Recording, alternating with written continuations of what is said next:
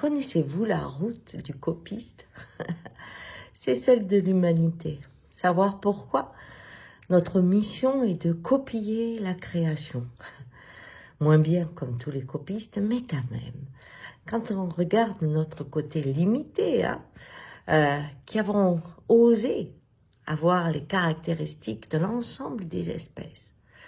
On n'avait pas des ailes et pourtant on s'est volé. On n'avait pas des branchies et pourtant on s'est allé au fond des océans.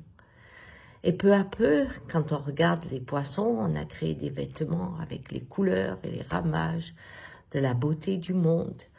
On a créé à la place des trompes, des éléphants qui ouvraient les grandes forêts, eh bien on a créé des machines qui tournent autour de l'arbre et les enlèvent comme faisaient les éléphants. Si vous regardez, tout ce qui a été inventé est copié.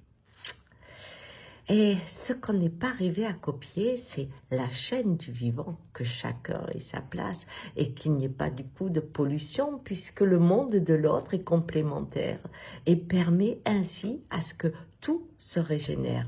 Mais enfin, on a su copier et on copie encore. On est même avec la fusée arrivé à avoir la force des météorites. On peut aller d'une planète à une autre.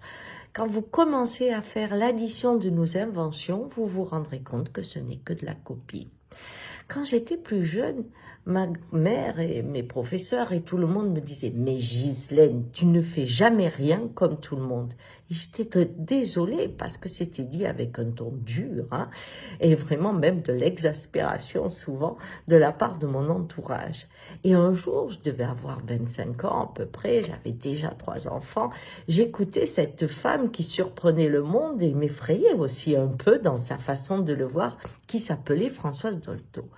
Et donc, elle parlait que les enfants étaient des personnes, que la fessée était pas bonne. Et moi, j'écoutais ça en me disant, mais c'est quoi cette femme? C'est quoi cette femme? Et pourtant, mon oreille était vraiment attirée. Et un jour, elle dit une chose incroyable. Elle dit, s'il y a par contre un endroit où vous devez être ferme, c'est quand l'enfant copie. Ça, il faut qu'il sente que c'est pas bien. Alors là, moi, copie, toute ma vie, c'était mon problème. Et tout d'un coup, je comprenais que copie n'était pas une bonne idée et que j'avais le droit d'être celle qui faisait jamais comme tout le monde. Si on souffre aujourd'hui de quelque chose, c'est de copier. Ça ne vous permet pas d'aller à vous. Vous avez votre personnalité. Qu'il y ait un apprentissage dans le fait d'observer quelqu'un pour apprendre son art ou pour découvrir sa façon de voir le monde, bien sûr, mais dans votre façon de l'interpréter, vous devez être votre créateur par rapport à votre nature. Et vous vous rendrez compte qu'on ne joue jamais 2 fois le même morceau, mais que selon qui l'interprète, ces mêmes notes ne sont pas les mêmes.